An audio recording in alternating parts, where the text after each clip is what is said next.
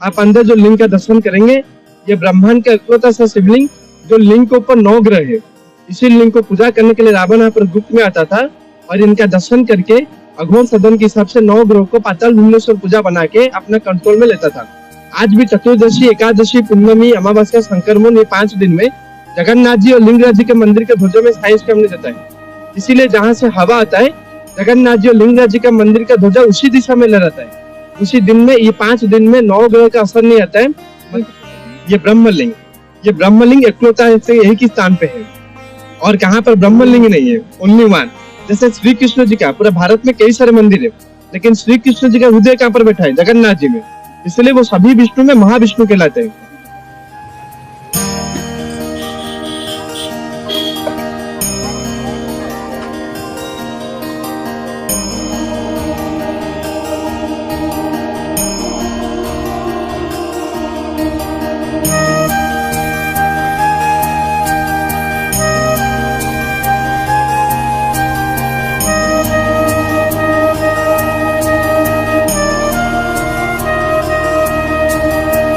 उड़ीसा के महालिंगराज मंदिर हम आए हुए हैं, हमारी टीम आई हुई है।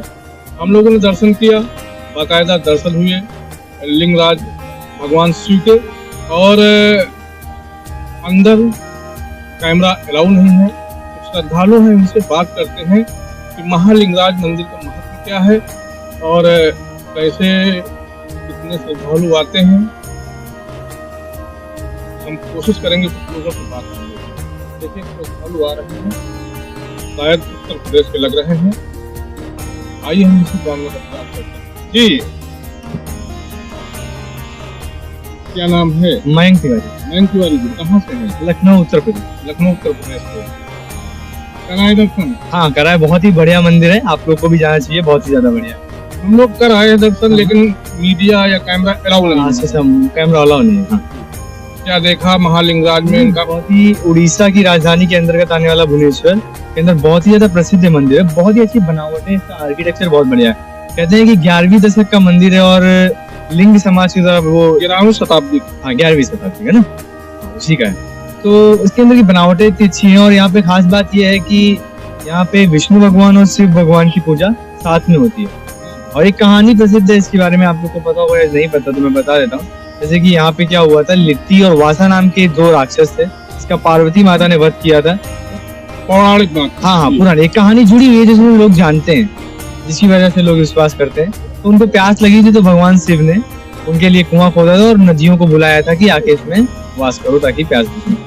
बहुत ही अच्छी जगह है और आप लोग को भी जाना चाहिए। महालिंगराज जैसे आपने देखा, कैसा मतलब एकदम लगता है कि पुराने हिस्टोरिकल जमाने में आ गए, पुराने हिस्टोरिक जमाने में। कितने मंदिर हैं अंदर?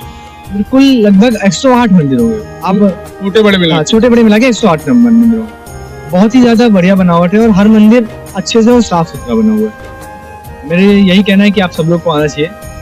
वो उस दौर की शिल्पकारी, नक्काशी मंदिर में देखने को मिलती है। शायद आज के जमाने में ऐसे मंदिर बनना नहीं, मतलब ऐसे बने हुए हैं, ऐसे कभी बनना मुमकिन ही नहीं है। आप देखेंगे तो कैसे कैसे एक के ऊपर एक करके ये बना रखा हुआ है उन्होंने। ट्रेन भी नहीं थी उस जमाने में, इतनी टेक्नोलॉजी भी नहीं थी, तो वैसे बना रखा है। तो बहुत ही ज्यादा इम्पॉसिबल है आजकल के जमाने में। एक माप रखा जाए, मंदिर बने हैं अपने भारत में और अपनी सभ्यता बहुत पुरानी मानी जाती है। और एक मिस्र पिरामिड, हाँ, मतलब वैसे ही लगता है, जैसे लगता है ना मिस्र के पिरामिड के पिता जब वो करते हैं।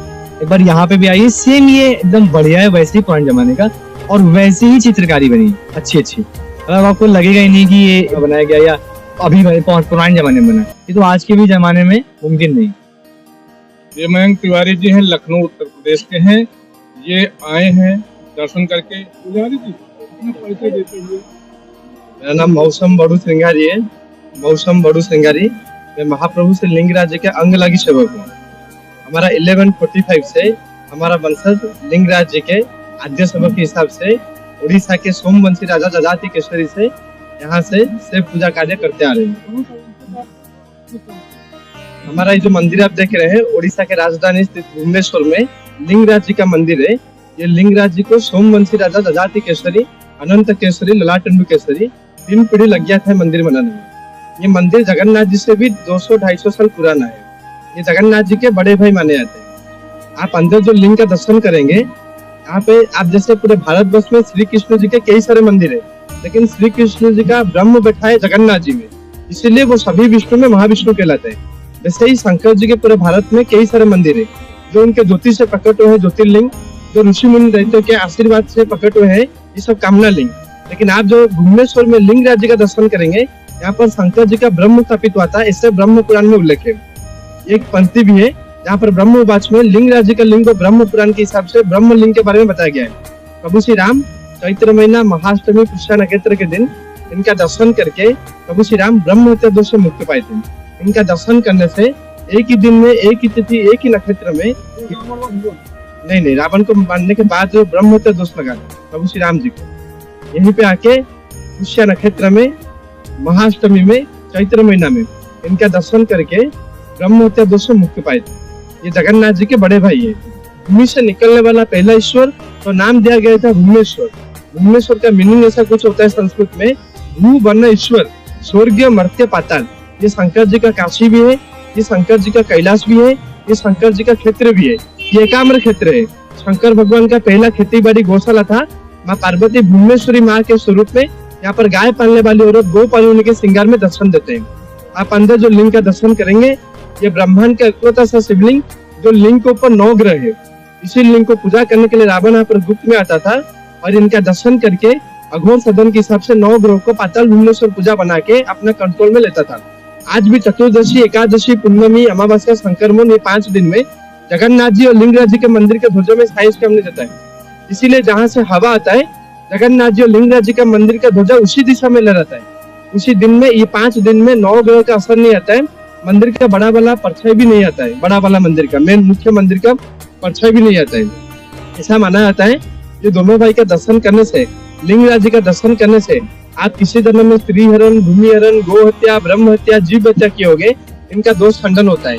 पंच महादान के बारे में जो गिनती होता है, अन्नदान, उड़ीसा में आके जगन्नाथ जी और लिंगराज जी के पास 56 भोग लगाने से आपके शरीर में उसी वक्त जितने रोम है, उसी रोम के हिसाब से आप कन्यादान, गोदान, अश्वमेध यज्ञ कर रहे हो, ऐसा स्कंद महापुराण में बनने थे। आप जिसी के साथ आए होगे, जिसी के रिश्ते में साथ में जिसी के साथ आए होगे, जिसी पितृलोक के नाम लिए होगे, उसी के साथ वैसे ही रिश्ते में 7 जन्म तक आते हैं। इसीलिए जगन्नाथ जी और लिंगराज जी में जो मिट्टी के बर्तन में प्रसाद बनता है, एक के ऊपर एक के ऊपर एक के ऊपर 7 तक हांडी रखा आता है और ऊपर वाला हांडी पहले बनता है, जो कि हमारा भारत विख्यात है। उड़ीसा में 56 भोग, ये 56 भोग देने के लिए ही लोग दूर दूर से लिंगराज जी और जगन्नाथ जी का दर्शन करने के लिए आते हैं। जैसे बांके बिहारी के लिए काशी विश्वनाथ, बद्रीनाथ में केदारनाथ, द्वारकानाथ में सोमनाथ, जगन्नाथ में लिंगराज, रंगनाथ स्वामी के लिए रामेश्वरम, वैसे ही यहाँ पर ये दोनों भाई का दर्शन से ही उड़ीसा धाम का दर्शन संपूर्ण होता है। पूरे शहर में 1.25 लाख लेंगे। मंदिर के अंदर 108 शिवलिंग है। पूरे भुवनेश्वर के शहर में 1.25 लाख लेंगे, ऐसा बताया जाता है। एकाम्र पुराण, सोनाद्रि महोदय, तंत्र चिरोमणि, कपिल संहिता और स्कंद महापुराण और ब्रह्म पुराण के हिसाब से भुवनेश्वर में कहाँ पर भी आप एक स्थान खुदाई करेंगे घर बनाने के लिए, नीचे से लिंग निकलता है। अगले दिन archaeology survey of India ASI उसको मंदिर घोषित करता है, आपको एक नया जमीन देता है। ये नाम पड़ा है भू ईश्वर भुवनेश्वर, इसीलिए भुवनेश्वर को भारतवर्ष में टेम्पल सिटी माना जाता है। ये 12 ज्योतिर्लिंग में गिनती नहीं है, क्योंकि जो शंकर जी के ज्योति से प्रकट हुए हैं वो ज्योतिर्लिंग है।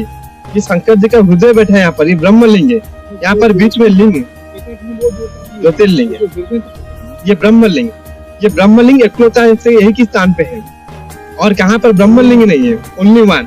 जैसे श्री कृष्ण जी का पूरे भारत में कई सारे मंदिर है, लेकिन श्री कृष्ण जी का हृदय कहाँ पर बैठा है, जगन्नाथ जी में, इसलिए वो सभी विष्णु में महाविष्णु कहलाते हैं।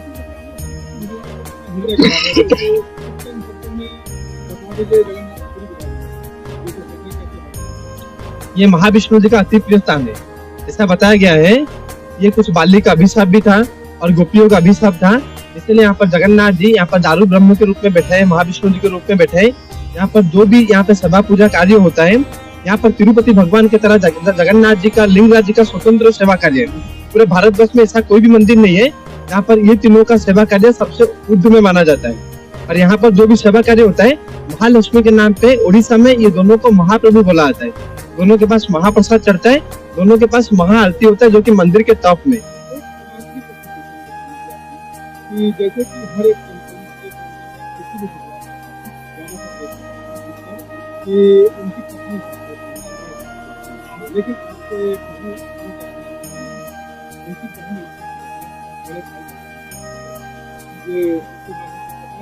श्री कृष्ण जी 8 सखियों का वस्त्र हरण किए थे। कहाँ पे? यमुना तट में, द्वारका में। वहां पे जब वो द्वापर युग में वो वस्त्र हरण किए थे तो सखियों ने उनको अभिशाप दिए थे, जैसे हमारा आप वस्त्र हरण कर रहे हैं फिर भी मुस्कुरा रहे हैं, वैसे ही मुस्कुराने वाला चेहरा आपका रह जाएगा, आप जहाँ पर महाविष्णु की पूजा पाएंगे, लेकिन आपका शरीर में वस्त्र नहीं रहेगा। आप जहाँ पर भी सिंहासन में बैठेंगे पत्नी का सुख लाभ नहीं कर पाएंगे। आपको लाज शर्म क्या होता है तभी पता लगेगा जब आपके सिंहासन में आप निवस्त्र में बैठेंगे, भाई बहन के साथ में बैठेंगे। इसलिए आज भी जगन्नाथ जी देवी सुभद्रा और बलभद्र भगवान के साथ स्नान यात्रा से लेकर हर कोई भी स्नान में जहाँ पर भी निवस्त्र वाला गुप्त दर्शन होता है, ये तीनों परिवार बात को सूचित कराते हैं। इसीलिए दूर दूर से लोग आते हैं यहाँ पर पितृ शांत करने के लिए। ये एकलौता ऐसा धाम है जहाँ पर अपने पितृ के नाम पे पूजा बनाएंगे तो आपको कभी पितृ दोष नहीं लगेगा 7 पीढ़ी में।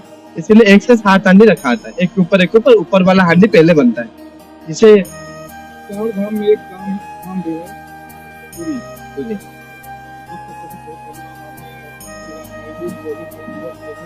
उम्मीद करते हैं